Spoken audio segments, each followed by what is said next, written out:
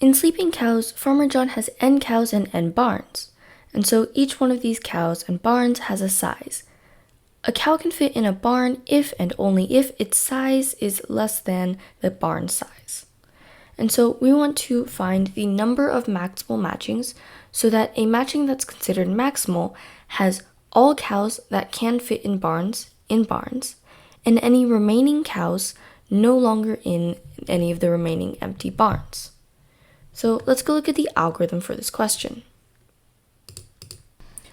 So a way we can think about this question is if we were to turn all of the cows into, say, left-facing parentheses, and then all of the caves into right-facing parentheses, we can sort them by their location, and then when we do that, we can basically see if we have, for example, something like this.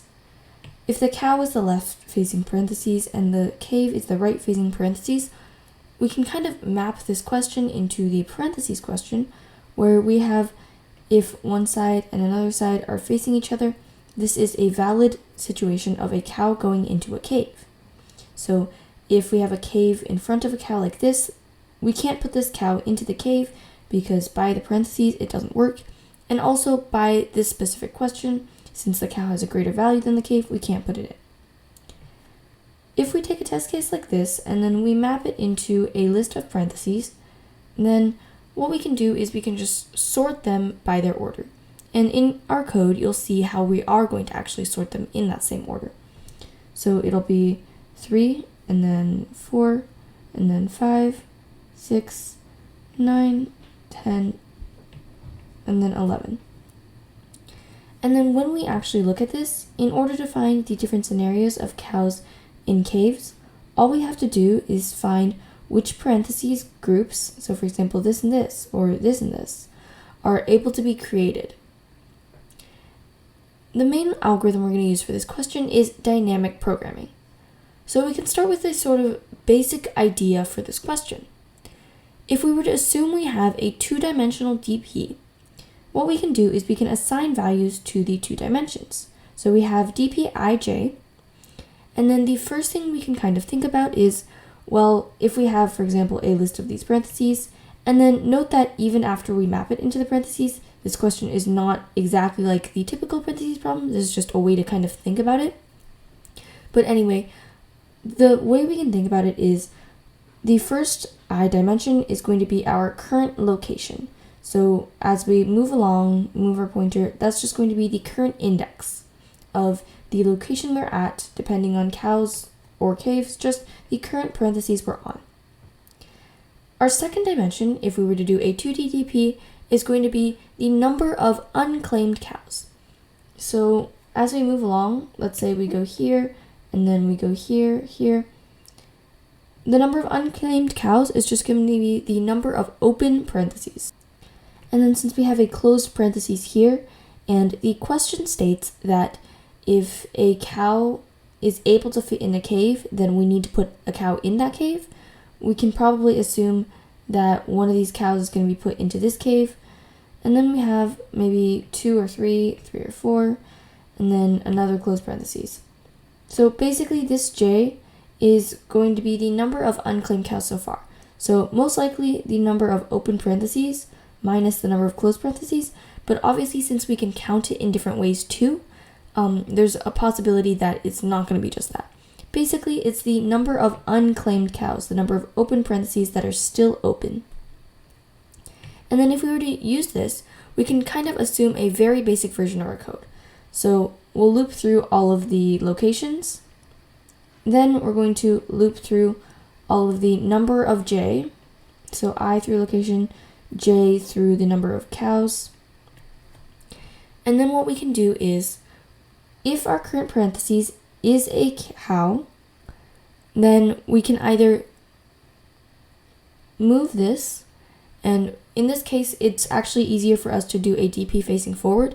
So that would be something like DPI plus 1 j equals DP, or plus equals DPI j. So basically, we're going to most likely in our code be using a front-facing DP. And then what we're going to do is, if this current parentheses is an open parentheses or a cow, then we can either use it or not use it. And then so if we were to use this cow, then we're basically going to make dp I plus 1 j, and then we're going to add the value of dp ij. And that basically means that the number of ways or combinations we have here, we're going to add the number of combinations we have here. And then we can also just not use it, so that would look something like maybe dp I plus 1 still, and then j plus 1, and then plus equals dp ij. And then since the j is going up, that means we have one more cow that we're not using, and that's going to be our current cow. And then otherwise, if it's a cave, then it's pretty much the same idea. Code's a little bit different, but it'll be, we can either put a cow in this cave, and then we can count the number of cows. So that'll actually be dp I plus 1, and then still j, and then that'll plus equals the number of cows that we could potentially use for this cave. And then since there are currently j cows that are still open, it'll be j times dp ij. The final case is if, let's say, we skip a cave. In the question, there's a specific statement that says, if a cow or our combination in the end has the case where there are cows that are not in caves, then all of these cows must not be able to fit in any of these caves. And so what this actually tells us is, if we want to skip a cave here, we cannot have any cows in front of it that are still not assigned. And so what that means is we have to be able to check if we decide to skip a cow beforehand, when we reach a cave, if we reach a cave and there are any skipped cows beforehand, we have to assign this cave to a value. If we don't assign this cave to a value and we leave it empty, then we have a case where we have one cow and one cave, or maybe even multiple cows and this cave, where this cow can fit into this cave, but it isn't, which, as the problem says, we cannot have.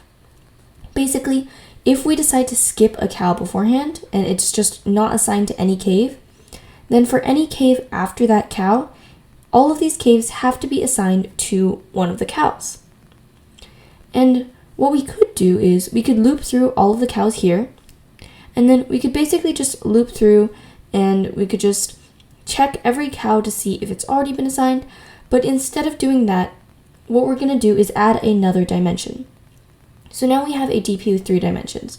We have I, j, and then k. And k is going to be a flag, either 0 or 1, and it's going to tell us if there are any cows that we have previously skipped. And then if there are any cows that we have skipped, then we, as if this is a cave, cannot skip this cave. And then I'll show you this more in depth in the code, but this is the basic idea for how we're going to be implementing this algorithm. And then before we get into the code, there is one last thing that's kind of important to mention, which is that we're going to be using ping-pong buffer. I'm pretty sure you don't need this in your code, but I have it. So how ping-pong buffer basically works is when we have a multi-dimensional DP for this with I, if we have a state where we're going to be going from I to I plus 1 and then from I plus 1 plus I plus 2, what we're going to do is we're just going to alternate 2 arrays, 2D each, and then these arrays are basically going to swap based on even and odd. So first we're going to fill in all of the values in this array, and then this is going to be I, and then for I plus 1, we're going to use these values and then fill out all of the values in this array. And then now we have all of the values here, and so actually if this becomes I, and then we fill out the values, and then this is I plus 1, so I plus 1 takes the values from here down. And then when we reach I plus 2, instead of going down to the next level of an array, like a normal array, for ping-pong buffer, we can basically just erase the value originally in I. And then so this value, or this array, is now going to be used for I plus 2. So since we already have the value for I plus 1, and we don't need the value for the array I, we can just get rid of it and use that same array to store I plus 2. So we're just going to be alternating 2 arrays, 1 array for all of the odd array values and 1 array for all of the even array values. So what that's going to look like is it's going to be dp0 and then jk, or dp1jk, where this 0 is actually I or I mod 2 or I plus 1 mod 2. So this is a pretty common tactic used in other questions, so I'm not going to explain it that much, but just be aware that in my code, I'm going to be using ping-pong buffer. We're going to start out by reading in our input, and we're going to store that in our vector of pairs called locations. So that's going to store both caves and cows, and the way that's going to work is we're going to store them as pairs, where the first value is their size, and then the second value is 0 if they are a cow, and 1 if they are the cave. And the reason why we're going to do this is it effectively allows us to merge sort the cows and the caves. Basically, it'll allow us to turn it into a 2n array. And also, when we end up sorting it, if we have a cow and a cave with the same size, because the second for cows are smaller, it's going to put the cow in front. And then when we loop through, if they have the same size, then the cow is going to be in front, and then therefore it can still fit in the cave of the same size. The next thing we're going to do is we're going to start with our DP. Again, this is going to be a 3-dimensional DP. Right now I have it as size 2 because ping-pong buffer, and then we're going to have the number of J, or the number of cows, and then 2 for the flags for K. We're going to loop through everything in our location. So here, again, ping-pong buffer, and then we're going to have P1 and P2. P1 is going to be our current array, and then P2 is going to be our I plus 1 array. And then so these are both the indexes for the ping-pong buffer. And then since we're doing that, we are also going to need to mem set our DP size every time. So we're just going to clear it and reset it. Okay, if our current location is a cow, we have two choices. We can either use the cow or not use the cow. So if we use the cow, then we're going to be looping through all variations of J. And then if we use this cow, then we're just going to take dp I plus 1, J plus 1, 0, and then dp I plus 1, J plus 1, 1, and then we're going to add dp I, J, and then 0 or 1 respectively. And then so what this is going to do is, since we're adding 1 to J, we're adding 1 to the number of cows that are basically currently in or being processed. And then over here, we're going to use an add function. This is just because the question is asking for mod. So I'm going to have this utility function where it's just going to basically subtract mod every time we add two numbers together and they're greater than mod. It's just going to basically add the two numbers but make it mod. And then otherwise, if it's a cave, we have our two possibilities.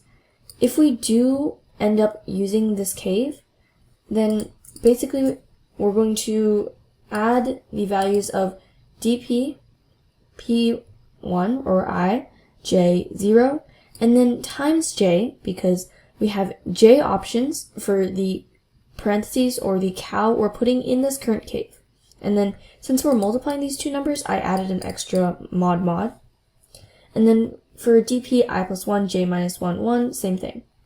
Over here, this is going to be j minus 1, because we're going to be taking one of our previous cows that are being processed, and then that cow is going to be paired with the cave.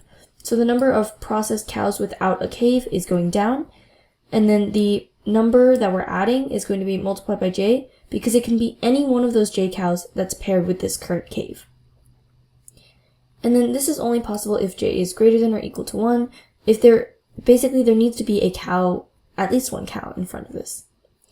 And then the other option is if we don't use a cave. And so basically, like I mentioned earlier, if we have any cow that has been skipped before this cave, we cannot skip this cave. So the only option we have here is dp I plus 1 j 0, or if our cave flag is false, then that means no cows have been skipped. And if no cows have been skipped, then that means we can add them together. And then we can basically skip this cave. If any cow has been skipped, we cannot skip that cave, so there's no option for that here. Here we can skip it, so it's just going to add dp I j 0. At the very end of the program, we can just print it out. So the code for this program is pretty straightforward. It's mostly just understanding the implementation, and then the idea behind the DP, and then the K flag. So that's the end of this program.